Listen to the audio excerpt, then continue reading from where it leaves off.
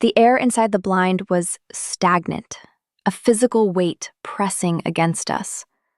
I adjusted the macro lens on my camera, but my hands were slick with sweat that had nothing to do with the oppressive humidity.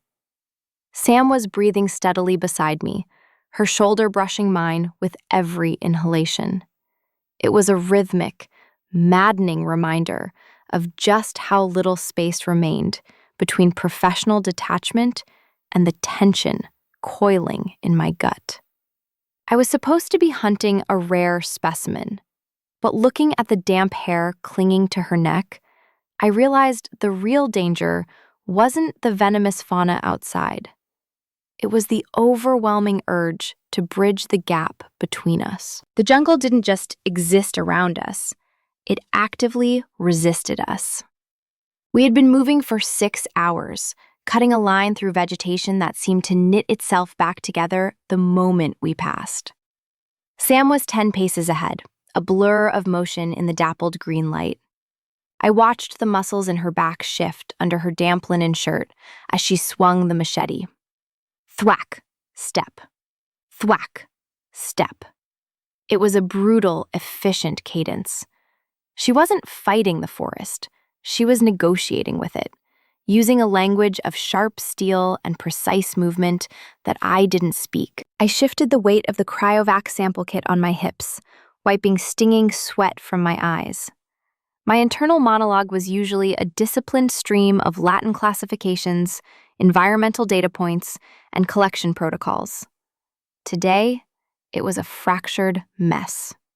Focus, I told myself, forcing my gaze away from the confident line of her shoulders.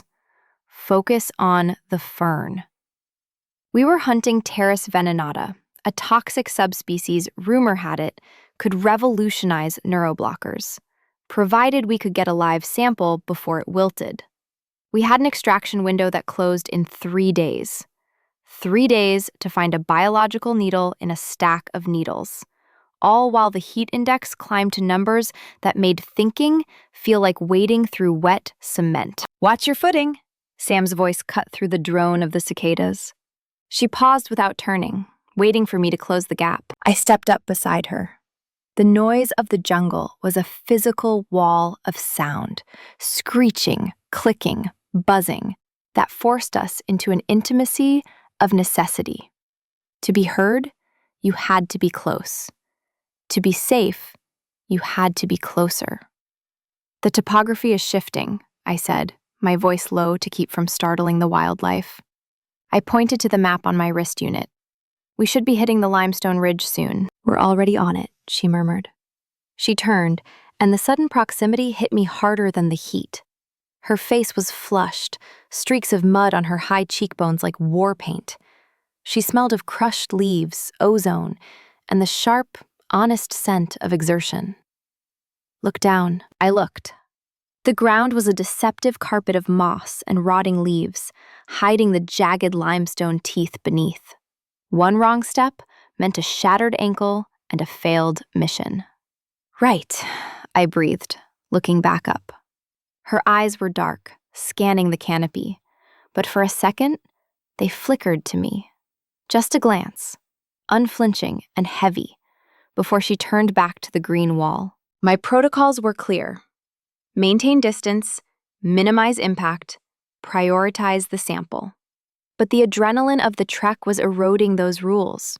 Every time she cleared a vine so it wouldn't snap back on me, every time she offered a hand to hoist me over a fallen log, the barrier between colleague and something else grew thinner. She was a constant variable in a world of chaos and rot. We pushed on. The canopy thickened, blocking out the sun and turning the world into a twilight tunnel of ferns and hanging roots. I was tracking the humidity levels on my sensor, watching the numbers climb, when the ground gave way. It wasn't a dramatic fall, just a patch of soil that wasn't soil at all, but a root hollow. My boot punched through into empty air. I pitched forward, the heavy sample kit dragging me toward a drop-off hidden by giant fanatic leaves. Whoa. The word was unparalleled by the action. Sam moved with a speed that defied the heat. Her hand shot out, not grabbing my arm, but hooking the reinforced webbing of my chest harness. She yanked me back, hard. The momentum slammed me into her. My chest collided with her side, her arm rigid as an iron bar across my front, pinning me against her body to keep me stable. For a moment, we were frozen there. I could feel the rapid hammering of her heart against my shoulder, a frantic rhythm that matched my own. The jungle seemed to go silent, the screeching insects fading into white noise behind the sudden, overwhelming roar of blood in my ears. It wasn't just the save. It was the contact, the friction of her damp shirt against my arm, the heat of her hand through the nylon webbing, the way her breath hitched, just once, against my neck.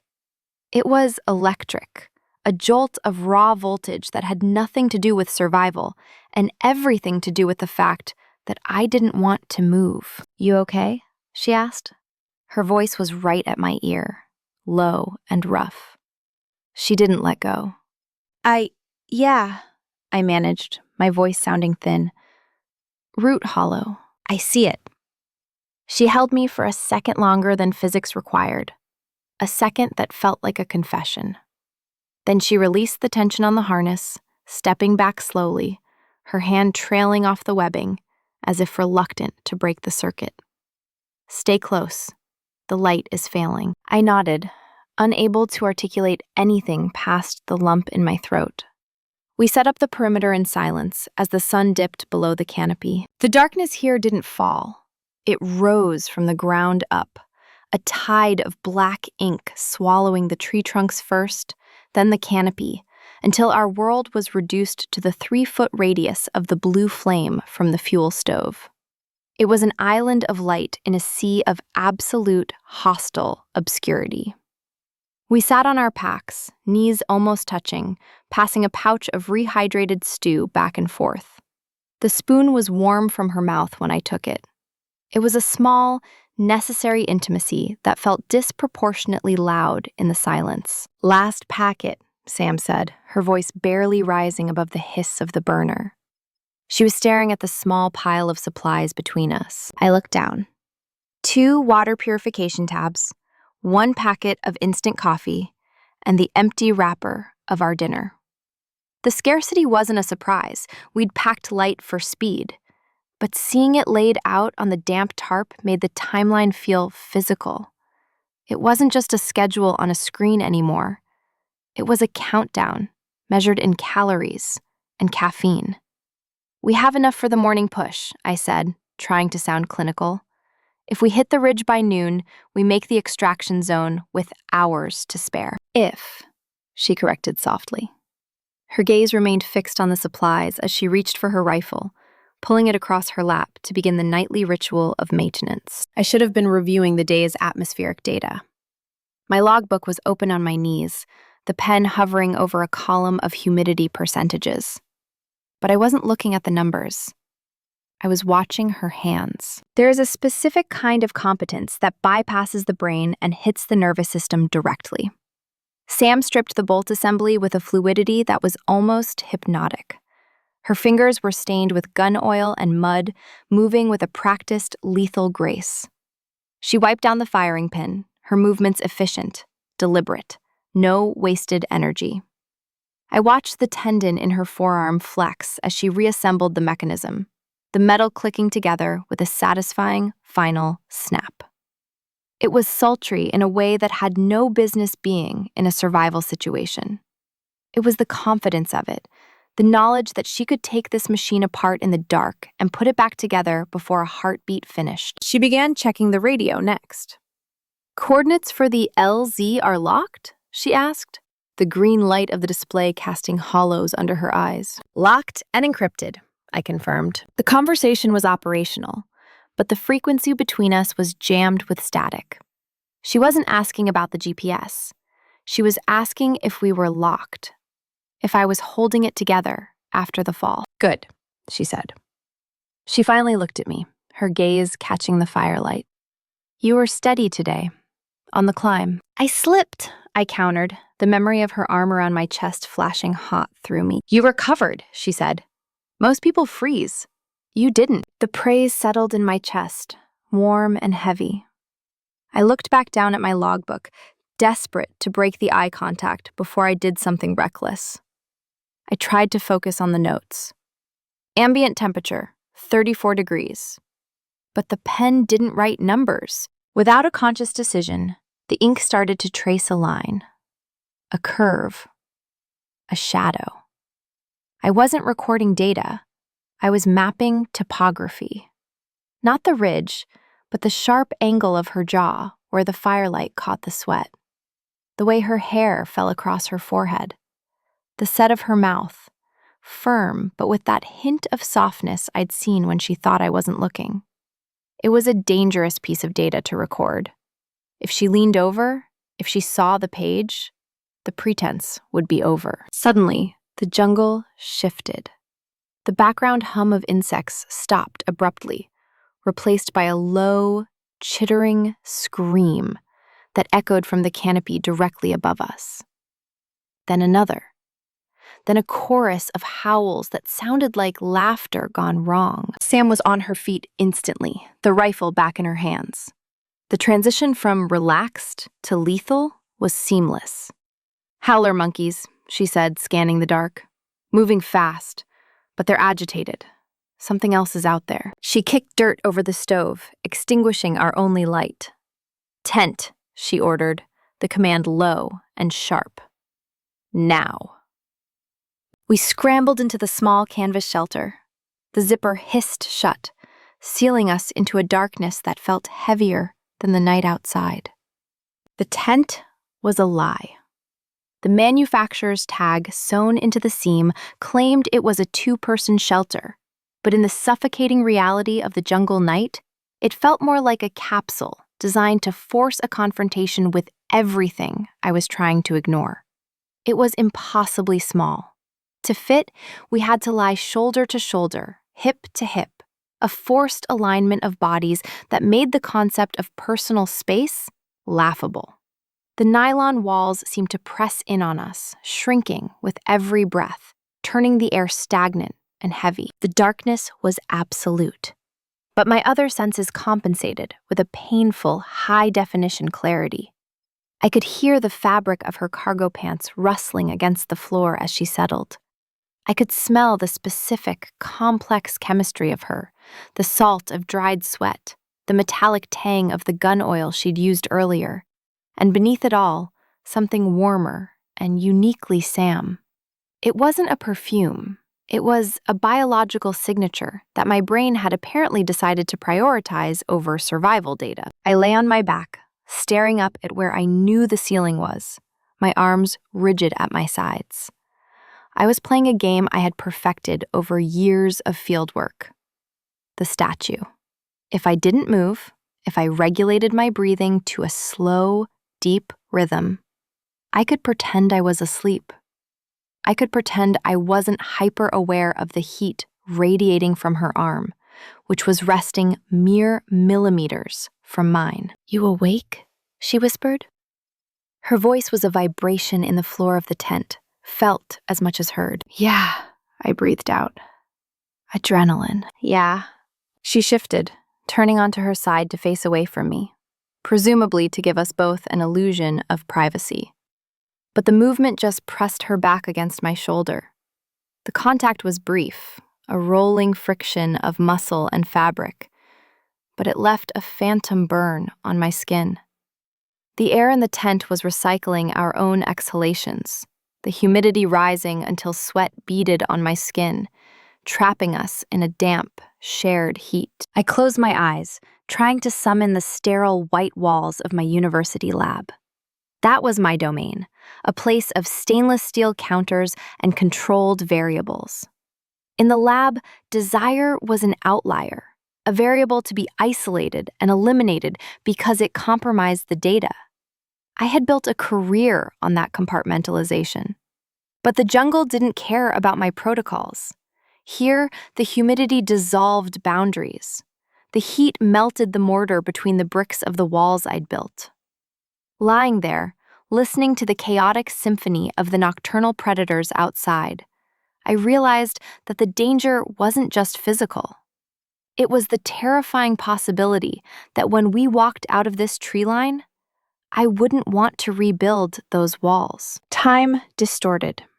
It might have been an hour or 3. My body was an ache of tension, a coiled spring waiting to snap. Beside me, Sam's breathing had deepened, shifting into the heavy, rhythmic cadence of true sleep. She twitched, a dreamer's reflex, and her arm flopped backward. Her hand landed on my forearm. I stopped breathing.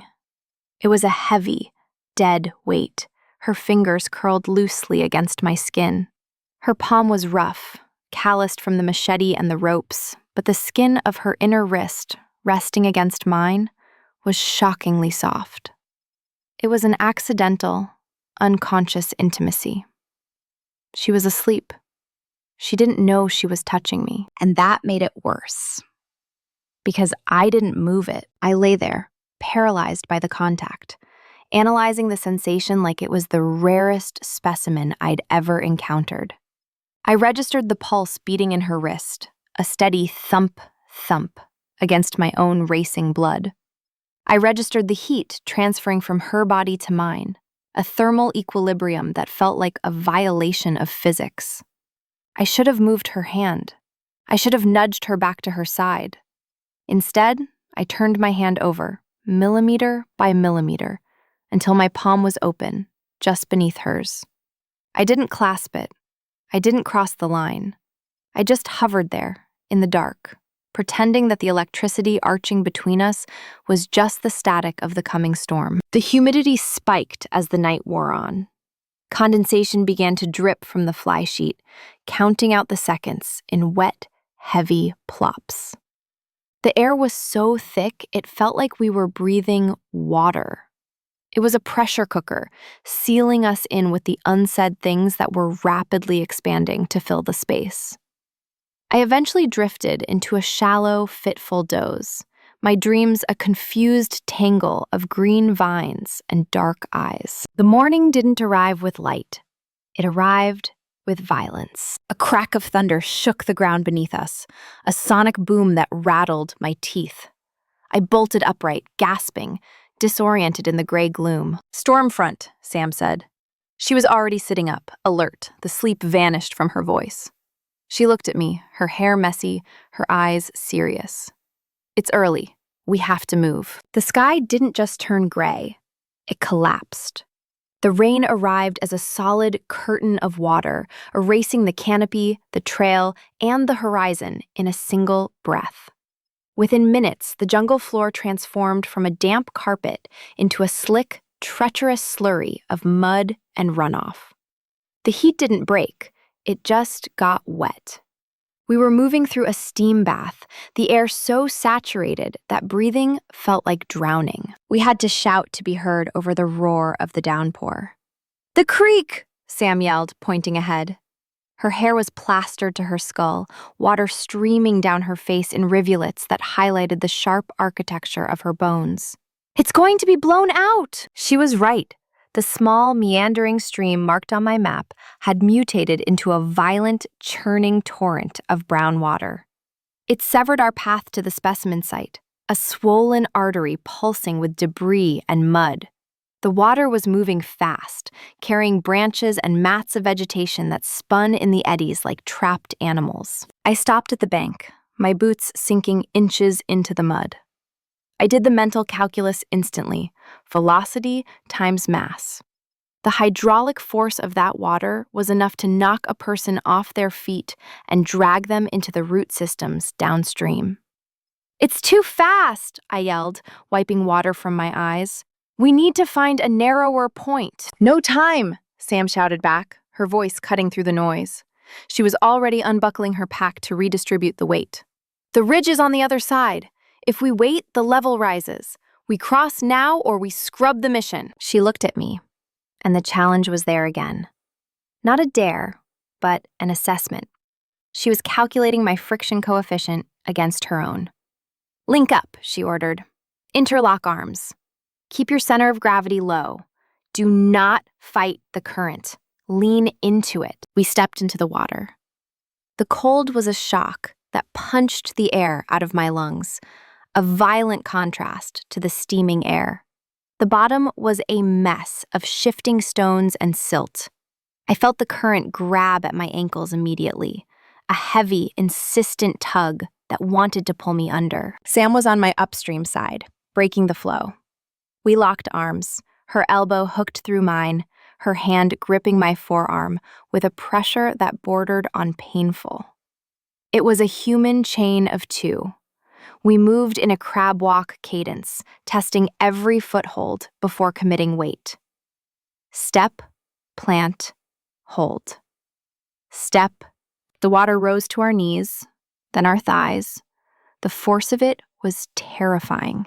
I could feel the vibrations of boulders rolling along the riverbed through the soles of my boots. But looking at Sam, you wouldn't know the world was trying to wash us away. She was focused, her eyes scanning the water, reading the flow like a text. We were midstream, the deepest point, when the debris hit us. A submerged log, invisible in the brown churn, slammed into my shin. My leg buckled. The pain was sharp and immediate, but the loss of balance was worse. My boot slid off a slime-coated rock and the current seized the opportunity. I went down. The water rushed up to my chest, cold and heavy, dragging me sideways. "Sam!" I choked out, flailing for purchase on a bottom that didn't exist. She didn't stumble. She didn't even sway. She pivoted, driving her boots into the riverbed, and hauled me up. It wasn't a frantic grab. It was a controlled, hydraulic exertion of strength. She pulled me in hard, collapsing the space between us to zero. I slammed against her, chest to chest, water crashing around our waists. To keep me upright, she had wrapped one arm completely around my back, her hand splayed wide against my spine, pressing me into her. My hands found purchase on her shoulders, clutching the wet fabric of her shirt. For a long, suspended moment, we didn't move. We just stood there, in the middle of the raging river, the rain hammering down on us, locked together. The water had soaked through everything. I could feel the heat of her body burning through the wet layers of our clothes, a furnace against the chill of the river. Her chest heaved against mine, a frantic, heavy rhythm that vibrated through the wet layers of our clothes. It was a terrifying intimacy. My face was inches from hers. I was breathing in the scent of river water and rain, but underneath it, the smell of her skin was overwhelming. Her eyes were wide, dark, and locked on mine. The pupils were blown, swallowing the iris. She wasn't looking at the river anymore. She was looking at my mouth. The current rushed around our legs, trying to tear us apart, but she held me with a possessive, unyielding grip. The danger of the crossing had faded, replaced by a much more volatile threat. The realization that being this close to her, wet and adrenaline pumped, felt like the only place in the world I wanted to be. "I've got you," she said. Her voice was low, rough, barely audible over the water, but I felt the vibration of it in my chest. "I've got you." "I know," I whispered, the words lost to the rain. She didn't let go. She held me for 3 beats too long. 3 beats where the rest of the world dissolved, leaving only the pressure of her arm and the heat of her front against mine. Then the spell broke. A branch struck her thigh and she flinched. The survival instinct kicked back in. "Move," she commanded, her voice tight. "Bank. Now." We scrambled up the muddy slope on the far side, breathless and dripping, collapsing onto the wet grass. My heart was still racing, skipping beats, and I knew it had nothing to do with the near drowning. It was the way her hand had felt on my back, like a brand I would never be able to scrub off. We scrambled up a slick embankment of red clay, our boots sliding on the saturated earth, until we found a jagged undercut in the limestone cliff face. It wasn't a cave, just a geological scar that offered 3 feet of dry ground protected from the deluge. We collapsed into the space, breathless and shivering, the roar of the rain instantly muffled to a dull, rhythmic drumming on the stone above us. The shelter was dry. We sat with our backs against the rock wall, legs tangled together in the cramped space. I was shaking, a violent, involuntary tremor that started in my core and rattled my teeth. It was the adrenaline dump, the rapid cooling of the body after the fight with the river. Sam didn't rest. She was already moving, her movements sharp and decisive in the gray light. She stripped off her soaked outer shirt, wringing it out with a brutal twist of her wrists before hanging it on a protruding root. She was left in her tank top, the damp fabric clinging to her torso, outlining the definition of her abs and the heavy rise and fall of her chest. "Turn around," she said. It wasn't a suggestion. "I'm fine," I stammered, hugging my knees to my chest to conserve heat. "Just cold." "You're bleeding, Emma. Turn around." I reached up to my neck, my fingers coming away smeared with bright, diluted red. I hadn't even felt it. The cold water had numbed everything. I shifted, turning my back to her, exposing the line of my neck and shoulder. I heard the snap of the first aid kit being unlatched, the rustle of sterile packaging. "It's a leech bite," she murmured, her voice right at my ear. "And a scrape, probably from the driftwood. Hold still." The first touch was a shock. Her fingers were cool, but compared to the river, they felt searing. She brushed my wet hair away from my neck, her touch lingering on the sensitive skin behind my ear. It was a functional movement, necessary to clear the wound site, but my breath hitched in my throat. "This is going to sting," she warned. The antiseptic pad hit the raw skin, and I hissed, arching my back instinctively. Sam didn't pull away. Her hand settled on my uninjured shoulder, a heavy, grounding weight meant to hold me steady. "Easy," she soothed, the word vibrating against my spine. "I've got it." I tried to retreat into my mind. I tried to summon the clinical detachment I used when dissecting specimens. "Hiradinia subclass," I recited silently. "Anticoagulant peptides in the saliva prevent the clotting cascade. The burning is just a histamine response." I tried to reduce the moment to biology, to chemistry, to anything other than the woman breathing against my back. But the data wouldn't hold. Sam worked with a sultry precision that dismantled my defenses. She wasn't just cleaning a wound, she was mapping the territory. I could feel the calluses on her fingertips as she smoothed the adhesive bandage over the skin. Her touch was firm, but devastatingly careful, a contrast to the violence of the jungle that made my head spin. She traced the edge of the bandage, ensuring the seal, her thumb sweeping down the curve of my trapezius muscle in a slow, deliberate stroke. "There," she whispered. She didn't move away. The silence in the small overhang stretched, heavy and unflinching. The rain outside had softened to a steady drizzle, but the storm inside the shelter was just breaking. I turned my head slowly, looking over my shoulder. Sam was inches away. She was kneeling behind me, her hand still resting on my shoulder, her dark eyes locked on the bandage she had just applied. Then, her gaze flickered up to mine. The air thickened, charged with a tension that made the humidity feel dry by comparison. Her pupils were blown wide, swallowing the iris. She looked at me not as a client, not as a scientist, but as something she had saved and now wasn't sure how to release. Her gaze dropped to my mouth, lingered there for a heartbeat that lasted a lifetime, and then dragged back up to my eyes. It was a look of raw, terrified hunger, masked by exhausted restraint. "You're shaking," she observed softly. "I know," I whispered. "It's the cold." "Is it?" The question hung there, dangerous and open. She leaned in, just a fraction, and for a second I hoped, she would close the distance.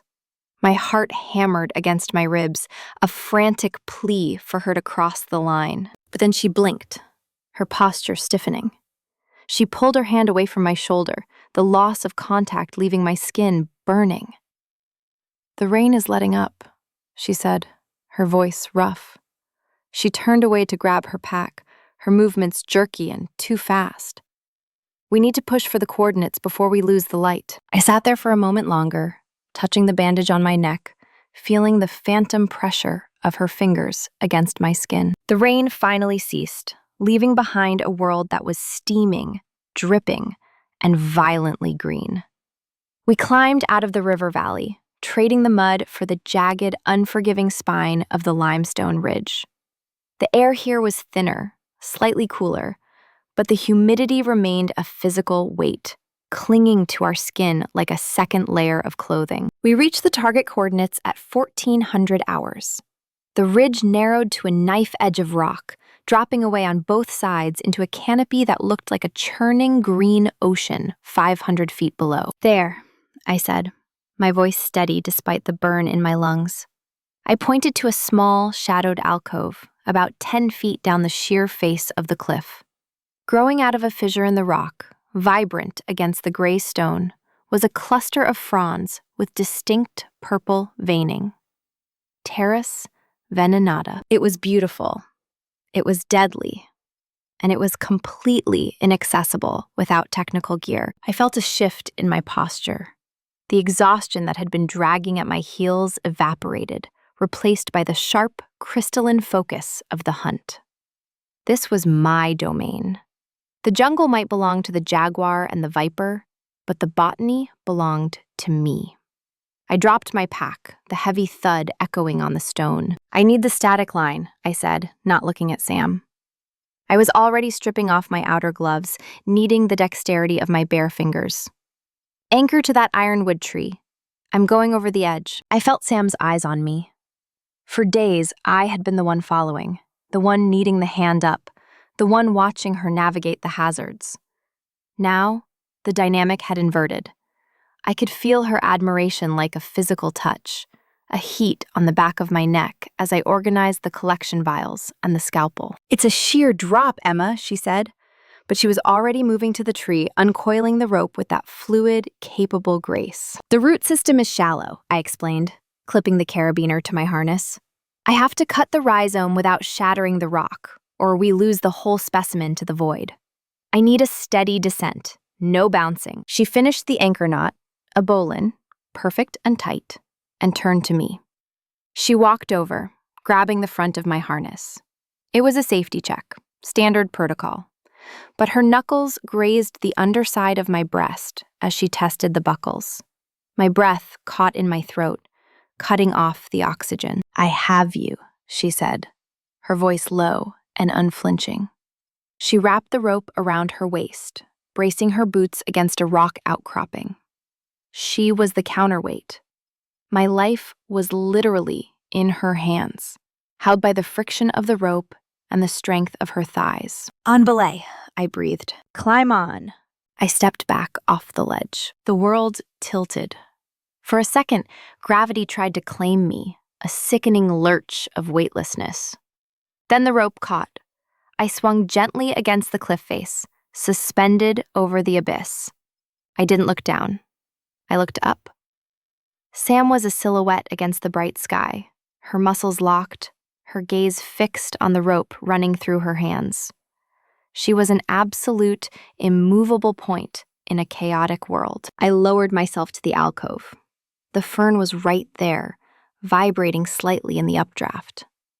I wedged my boots into a crack for stability and pulled the scalpel. The collection was a surgery. I had to be precise, severing the toxic rhizome without touching the sap. My hand was steady. The world narrowed down to the tip of the blade and the purple vein of the plant. "Got it," I whispered, sealing the sample in the cryotube. The hiss of the vacuum seal was the most satisfying sound I had ever heard. "Coming up," I called out. The ascent was harder. My arms burned, but the rope remained taut, a steel line pulling me home. Sam hauled me up the last few feet. As I scrambled over the lip of the ridge, she didn't just slack the line. She grabbed the back of my harness and hauled me onto safe ground. I collapsed onto the rock next to her, clutching the sample case to my chest. The rush of dopamine was blinding. We had done it. Against the heat, the river, and the exhaustion, we had won. I looked at her, breathless, a laugh bubbling up in my throat. She was grinning, a wide, genuine expression that cracked her usual stoicism wide open. "You were incredible," she said, her chest heaving. "We got it," I gasped. We were sitting on top of the world, legs touching, adrenaline flooding our systems. The professional distance was gone. There was only the shared high of survival and success. I leaned toward her, the laughter fading into something heavier, something that pulled at the center of my chest. Her gaze dropped to my lips. Then the radio on her shoulder strap crackled. The sound was like a gunshot. "Station 4 to ground team, acknowledge." The spell shattered. Sam flinched, her hand flying to the receiver. The voice that followed was distorted by static, but clear enough to stop my heart. "Storm front has accelerated. Extraction window is moved up. You have 12 hours to reach the LZ. Repeat, 12 hours." Sam looked at me, the joy draining from her face, replaced by a hard, cold calculation. The timeline hadn't just tightened, it had strangled us. 12 hours. The words hung in the humid air like smoke, heavier than the moisture clinging to the limestone. My brain, usually so adept at biological classifications and statistical probabilities, refused to process the simple math of our survival. We were 20 kilometers from the landing zone. In open, flat terrain, that is a hard march. In the triple canopy jungle, with a storm front breathing down our necks and the light failing, it was a sprint through quicksand. Sam didn't hesitate. She didn't waste a second cursing the weather or the command. She simply clicked the radio off, her face hardening into a mask of pure, crystalline determination. "Pack it up," she said, her voice stripped of the warmth from the cliffside. We moved double time, no breaks until we hit the river basin. The descent was a blur of pain and green motion. We didn't walk. We fell proactively, sliding down mud chutes and scrambling over root systems that tried to snare our ankles like tripwires. The euphoria of the specimen capture evaporated instantly, replaced by a grim, grinding necessity. The jungle, which had felt like a cathedral of biology just hours ago, transformed into a prison. The vines were snares. The humidity was a suffocating blanket designed to sap our will. My lungs burned with every breath. The air was so thick with moisture and the scent of decay that it felt like inhaling soup. I focused entirely on Sam's back, the dark sweat stain expanding between her shoulder blades, the rhythmic, piston-like swing of her arms. She was the pacer, the engine pulling us forward through the green hell. I was just the cargo, with the precious sample. By 1700 hours, the water situation became critical. We had skipped the refill point to save 20 minutes. I shook my canteen. It sloshed with a hollow, terrifying lightness. "Water check," Sam called out, not breaking stride. "Low," I rasped. My throat felt like it was lined with sandpaper, my tongue heavy in my mouth. "Maybe 3 ounces? She stopped then, spinning around. She unclipped her own canteen and held it out. "Finish mine. We'll filter at the basin." It was a command, but her eyes were soft, scanning my flushed face for signs of heat stroke. I took the metal bottle. It was warm from her body heat, slick with condensation and sweat. I unscrewed the cap, my hands trembling with fatigue. I lifted it to my lips, and the intimacy of the act hit me harder than the thirst. I was placing my mouth exactly where hers had been moments ago. I drank, the tepid water tasting of metal and her. I lowered the bottle, wiping my mouth with the back of my hand. I offered it back, leaving a sip for her. She took it, her fingers brushing mine, a friction of damp skin that sent a shiver through my overheated system. She didn't wipe the rim. She just raised it, her eyes locking onto mine over the tilted bottom of the flask, and drained the last drop. Watching the column of her throat work as she swallowed, watching her lips close over the metal, felt illicit. It was a desperate shared ritual of survival that felt more like a kiss than anything we had actually done. "Let's go," she said, clipping the empty flask back to her belt. But her voice was a fraction lower, roughened by a tension that made the hair on my arms stand up. The last hour of light was a battle. The undergrowth thickened into a wall of thorns and fibrous stalks. Sam drew her machete. This wasn't the careful, negotiating path clearing of the first day. This was war. She attacked the vegetation with a ferocity that was terrifying and mesmerizing. I watched the muscles in her forearm bunch and release, the veins standing out in stark relief against her tan skin. Thwack. Rip. Thwack. She was unleashing days of pent-up tension on the vines. There was a raw, primal power to her movements, a violence that she kept tightly leashed around me, but allowed to run free against the jungle. I found myself staring. She wasn't just cutting a path. She was carving a way out for me. Every swing of that blade was a promise. I will get you home. The sun vanished, plunging us into the instant, disorienting gloom of the twilight. We stumbled into a small clearing near the basin, the ground relatively flat and free of roots. "Stop," Sam breathed, leaning heavily against a tree, her chest heaving. "We rest here. 4 hours. Then we push for the dawn." We collapsed onto the moss, too exhausted to set up the tent. The race was paused, but the rotor was still spinning in my head. The darkness that settled over the basin wasn't the same as the nights before. Previously, the dark had been a threat, a veil hiding predators and pitfalls. Tonight, it felt like a shroud. It was the last night. The realization sat heavy in my stomach, a cold stone that no amount of humidity could warm. In 12 hours, the helicopter would land. In 14 hours, we would be in a debriefing room. In 24 hours, Sam would be a memory, a contact in my phone that I would stare at but never call. We sat on the damp moss, the small fuel stove hissing between us, like a third party to the conversation we weren't having. I was methodically cleaning the mud from the sample case, using a rag that was already filthy.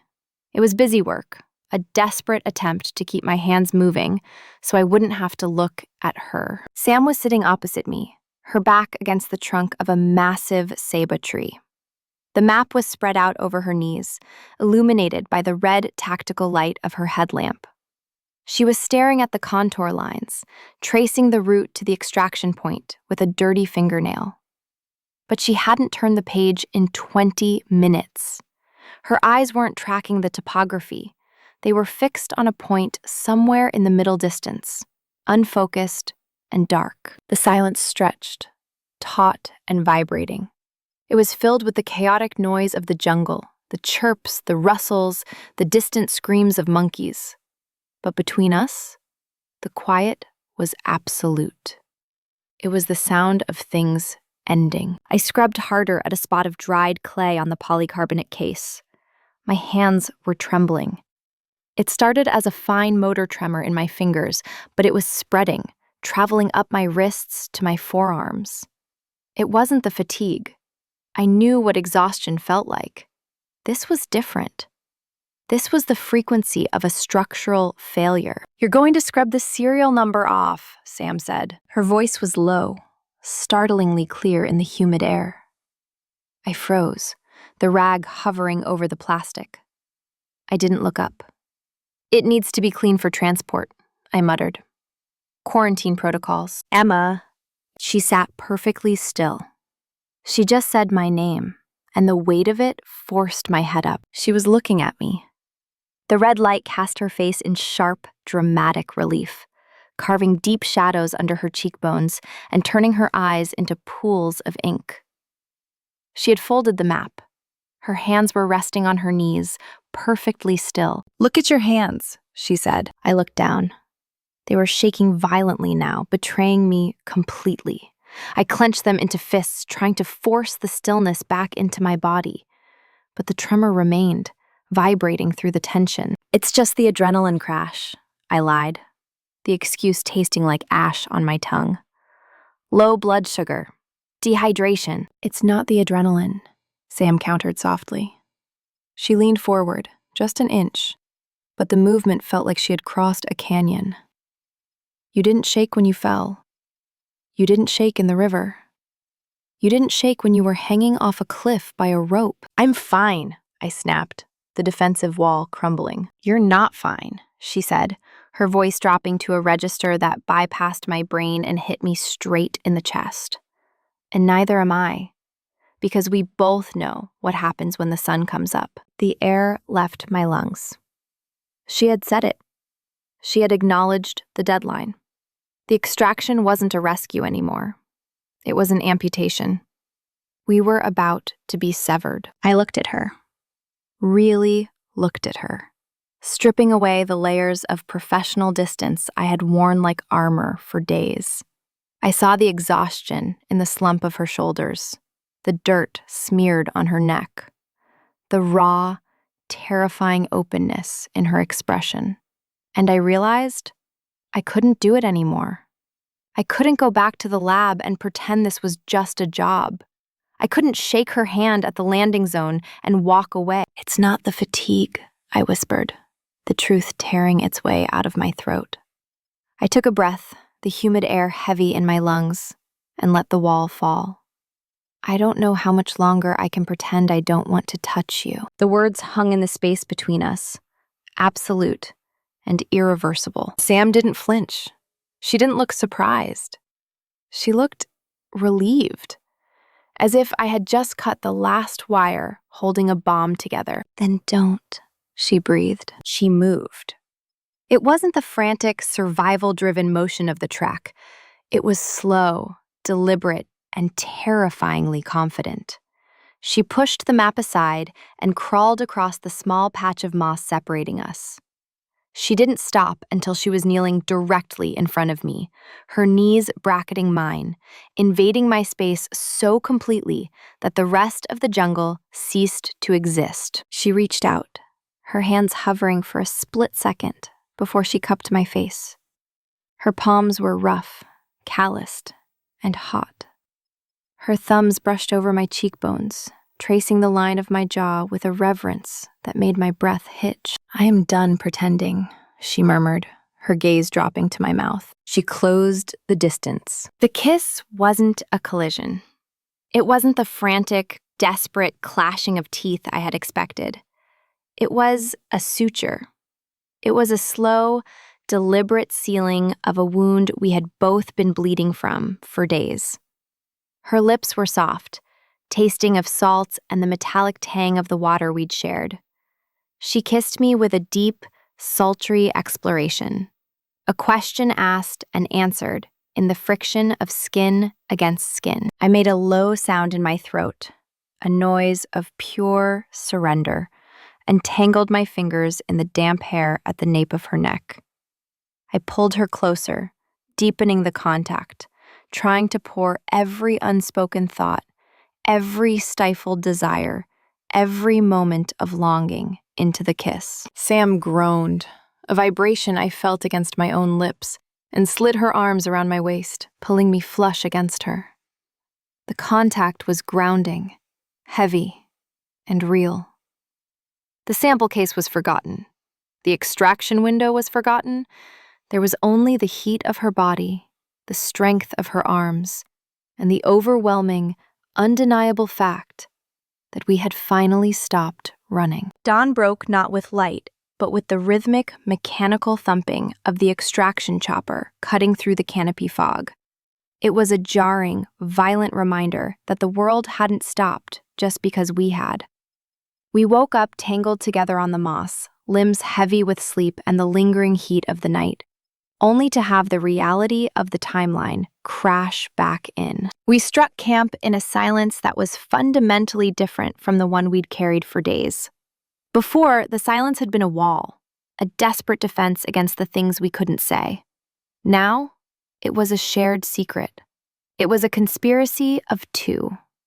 We moved around the small clearing, dousing the stove, rolling the tent, packing the gear with the same efficiency as before. But the energy had shifted.